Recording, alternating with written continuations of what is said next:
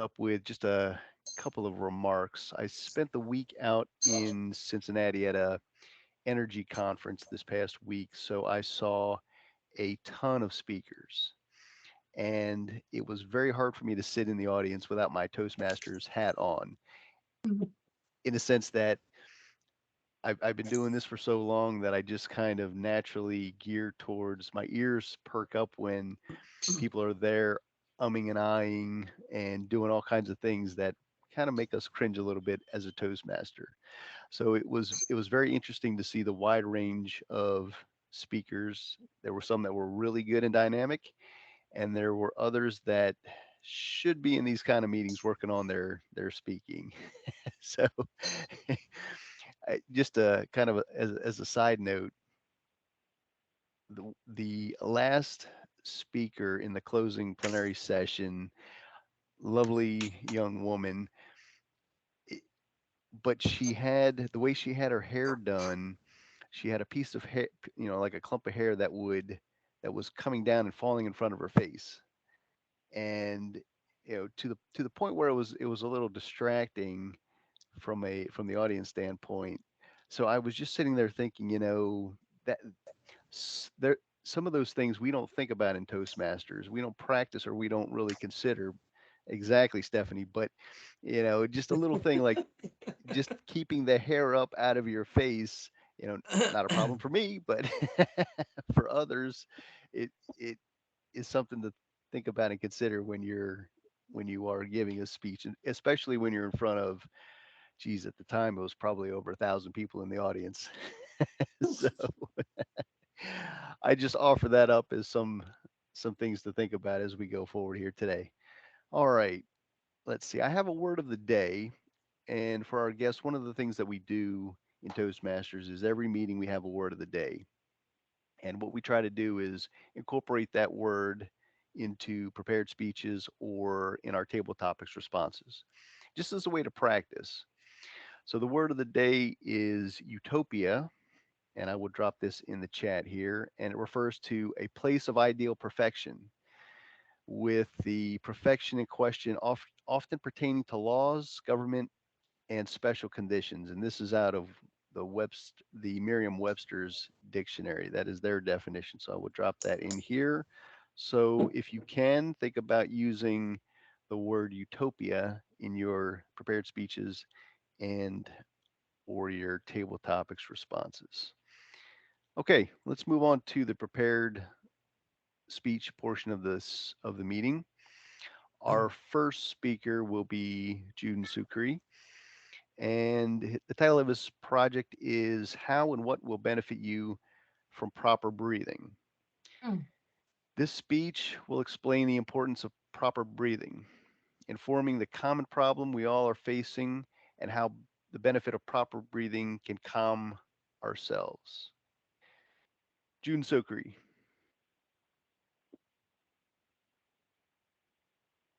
Mr. Toastmaster today, fellow Toastmasters, and especially welcome guests, Deepika and Alexandria. I'm so glad that I don't have hair problem, or at least I think I don't have hair problem. But breathing could be a different situation. So why and how we breathe? Why people breathe? I think that's a silly question. And we all know the reason. And you probably think the question I ask is unrealistic because we all breathe. Yeah, of course, we all breathe. We breathe differently. Some people breathe with their mouth, some people breathe with their nose, combinations of both. And we do that sometimes without realizing. Why breathing? Not a silly question. A lot of time people do control breathing, usually during the therapy sessions when they recover from illness or rehabs. They have to do the control breathing. And also we do control breathing in meditation.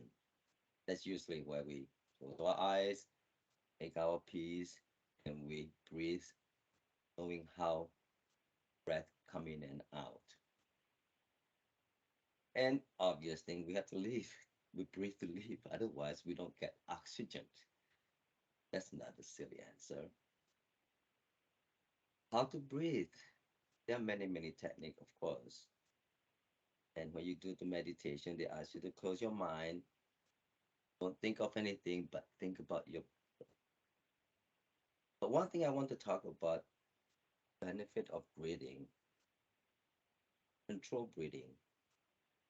In the situation that we always, it's not utopia world. We are sometimes in the mood of angry, hate, revenge,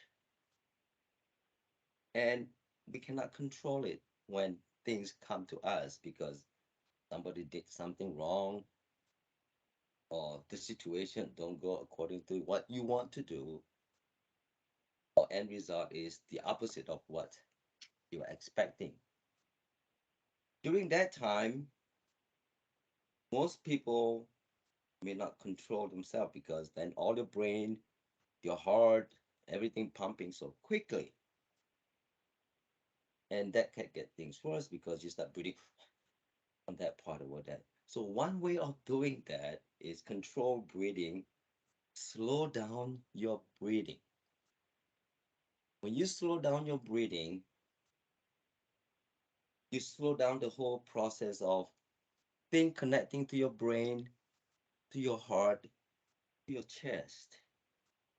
That way it allows the response to be slower because first of all, your brain you cannot control at all of how things happening and how quick the things, the heart, you cannot control it because it just pumps blood. However, you can control your breathing. So if you slow down your breathing,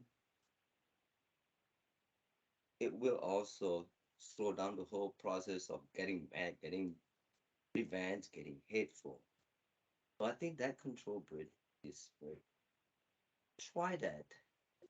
I need to try it myself too because we all get to the situation of that unpleasant when things like that. And practice it because realizing how you breathe. So what I would like to say is breathing is important. There are so many things we can do, how we breathe and how we have things that we can control. And there's one word that usually you hear from a lot of time is the uh, when you own your breath, no one can steal your peace. I think Hmm. that's really true. When you own your breath, no one can steal your soul. Slow down your breathing. Toastmaster of the day. Like that. Thank you, Juden. Oop, hang on a sec.